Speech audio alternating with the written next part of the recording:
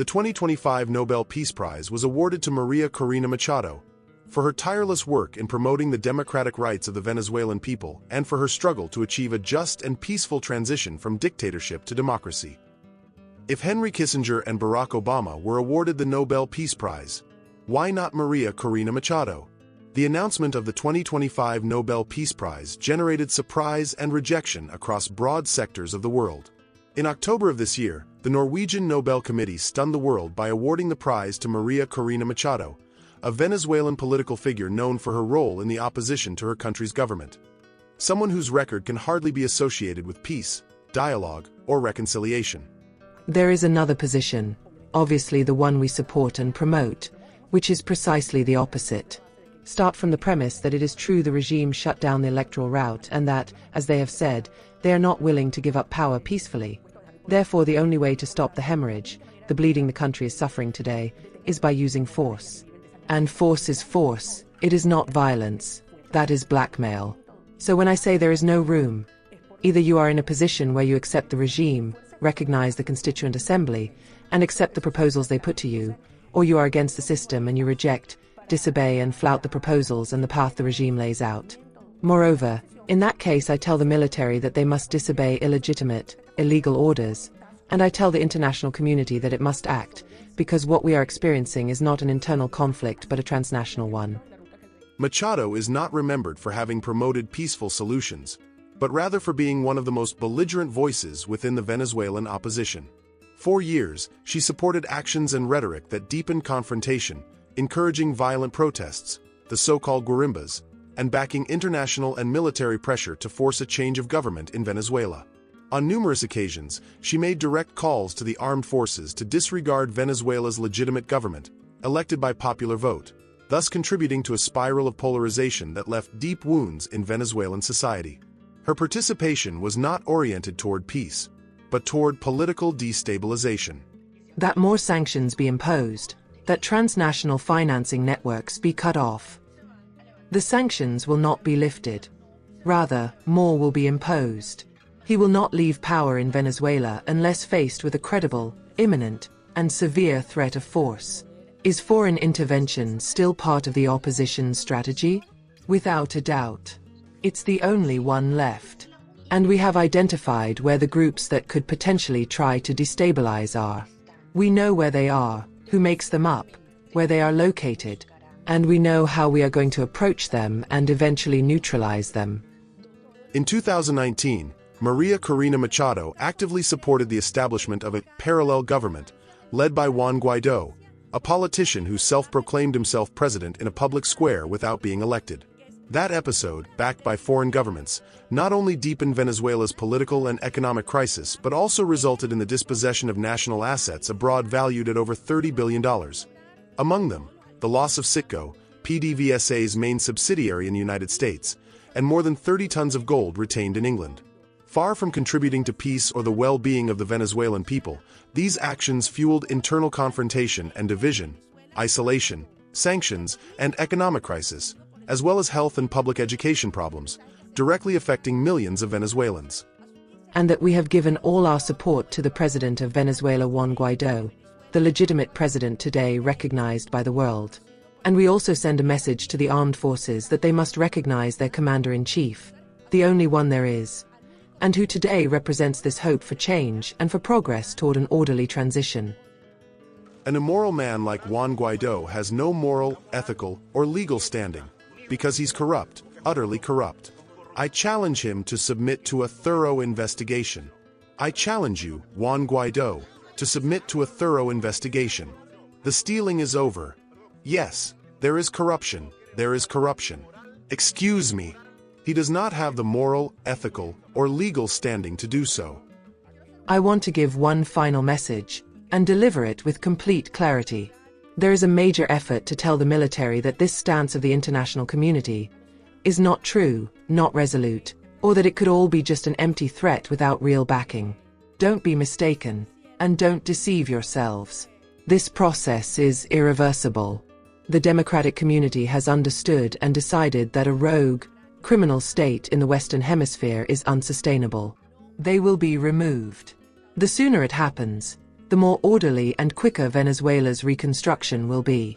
But there is no reason here to believe that the forces already deployed, economic, diplomatic, political, judicial, police, and, above all, popular, will be stopped. The objective is to evict this criminal mafia from power in Venezuela and move toward a transition, which we support in favor of our President Juan Guaidó. Throughout her career, Machado has not developed concrete actions aimed at promoting peace, dialogue, or understanding among Venezuelans. On the contrary, she has supported strategies of confrontation and institutional rupture that deepen the political conflict. Furthermore, she has expressed her unconditional support for the Zionist genocide in Gaza. On the other hand, in an openly hypocritical manner, she rhetorically blames the Maduro government for the country's difficulties while ignoring the sanctions that she herself, along with her allies, has repeatedly promoted over the years. He is speaking lies when he says that the problem of the lack of gasoline is the sanctions. The sanction is socialism. The sanction is Maduro. It is Chavismo. And the destiny of that path is a Venezuela where mafias and criminal systems are consolidated, as is the case with Russia. What would happen if some political leader in the United States asked Russia, China, or North Korea to invade his country to overthrow the government? He would go to prison for at least 5 years, or could even receive the death penalty. In France, that person could go to prison for up to 30 years. In Spain, between 12 and 20 years, while in Germany, he could receive a life sentence. In Venezuela, this crime is also defined by law. María Corina Machado, a leader of the most radical wing of the Venezuelan opposition, has been accused of serious crimes against the nation, which has disqualified her from holding any public office. In 2002, María Corina Machado signed the so-called Carmona Decree, which abolished Venezuela's constitution and dissolved all branches of government, following the coup d'état against President Hugo Chavez. Thus, they attempted to install a government that no one had elected. She then took part in subsequent violent actions to remove President Hugo Chavez from power, and, when she could not succeed, she asked former President George Bush for help, who at that time was already engaged with the wars in Afghanistan and Iraq. In 2014, Machado led, together with Leopoldo López, a violent plan called La Salida to overthrow President Nicolás Maduro. That plan caused the deaths of more than 40 Venezuelans. Her name also appears among those who asked the United States to impose sanctions and an economic and commercial blockade against Venezuela. Moreover, María Corina Machado is remembered for being a leader who on more than one occasion openly called for United States military intervention, the country with the greatest number of aggressions against other nations. They will not yield unless there is a real, credible, a severe and imminent threat. And that single threat that forces them to yield is the use of international force. Awarding the Nobel Peace Prize to someone who actively participated in political and economic destabilization processes is, for many, a historical contradiction. Thus, many consider granting the Nobel Peace Prize to María Corina Machado a political act of cynicism, a bad joke, or simply a reflection of political manipulation for the benefit of a few. In the end, it is a decision that discredits a prize meant to honor those who work for reconciliation, justice, and, most importantly, peace. Are we rewarding peace or confrontation? Peace or obedience to geopolitical interests? Dialogue or imposition? The defense of peoples or alignment with foreign powers? With this Nobel, the world witnesses a historical contradiction. Awarding, in the name of peace, someone who has been a symbol of discord, and, worst of all, of betrayal to her own nation. The 2025 Nobel Peace Prize will forever be marked by a message that seems more political than moral in nature. Sanctions achieve nothing in this country. They will achieve nothing. Now, I definitely belong to those who believe that María Corina Machado and this group are a cancer. And cancer, when it is operated on, is removed from the root. It is excised. María Corina Machado and that group, more than excrement, are a cancer because they harm the lives of Venezuelans. And this government will continue, that's fine. It doesn't move anyone, but she is a criminal. Whether she moves anyone or not, which she no longer does, she is a criminal, she should be in prison. So I think the government is afraid, or what is happening? What kind of agreement do they think they can reach while keeping a deranged psychopath, who moves no one, who only invests her millions received from USAID, from the government of Guyana, received from drug trafficking, to promote an entire lobby, to promote sanctions. But let us see what María Corina really intends to do if she were to come to power in Venezuela. And this is just one of her major proposals.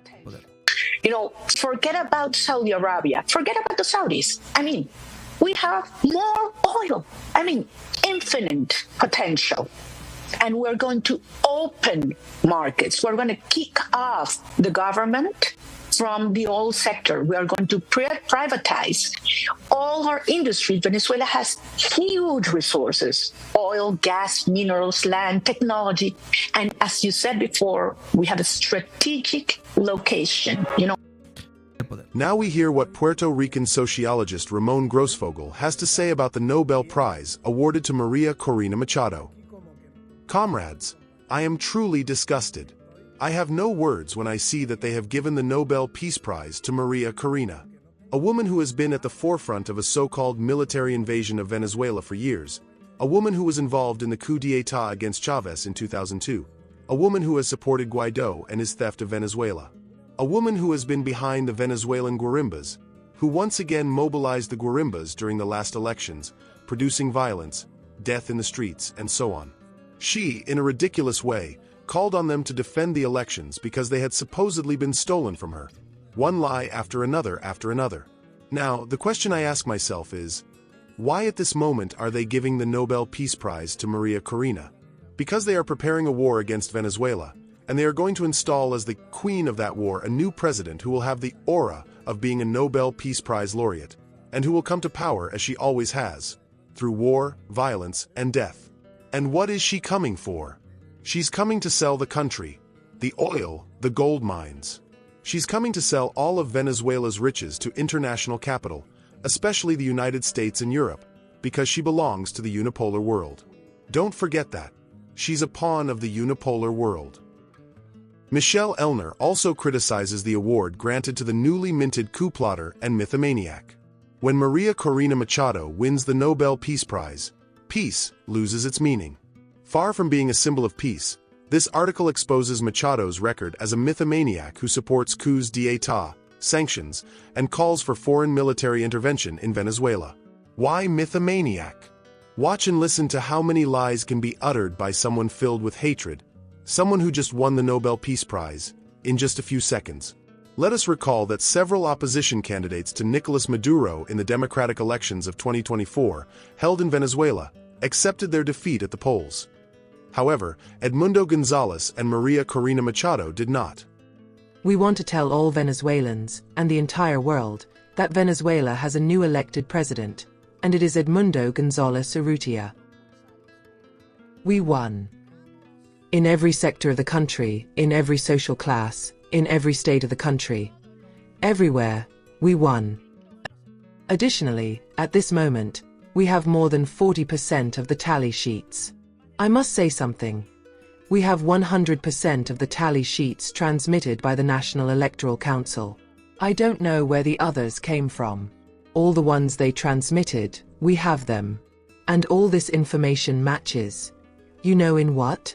In that Edmundo González Urrutia obtained 70% of the votes in this election, and Nicolas Maduro 30%. This is the truth. And this, my dear Venezuelans, is the presidential election with the largest margin of victory in history. Congratulations, Edmundo. I also want to say regarding what we've done tonight, that we hope everyone remains firm, aware of what we have done, proud of what we have done. That in the coming days we will continue announcing actions to defend the truth. Because as we've said, until the end means until the end. And the end will be that the truth prevails, and that the respect for the popular sovereignty expressed today is upheld, electing Edmundo González Urrutia as the next president of Venezuela. Long live free Venezuela. Glory to the brave people. The decision of the Norwegian Nobel Committee to award the Peace Prize to María Corina Machado calls into question not only its judgment but also the moral credibility of the award itself. Apparently, Oslo has stopped honoring the pursuit of peace to instead reward political convenience. With this act, the committee has become just another player in the geopolitical game, abdicating the ethical independence that once gave it prestige. If the Nobel Peace Prize was intended to be a symbol of reconciliation and justice, it has now been transformed into a piece of propaganda cloaked in academic solemnity. With its decision, the Nobel Committee has made history, but not for its wisdom. By awarding a figure marked by confrontation and calls for foreign intervention, Oslo has erased the boundary between peace and propaganda. The prize, once a symbol of hope, now appears as an empty medal bestowed in service of the powerful. The world watches in disbelief as the planet's most noble award becomes just another political gesture, stripped of the integrity that once defined it. Subscribe and follow the Antropoceno channel for more insights on global events.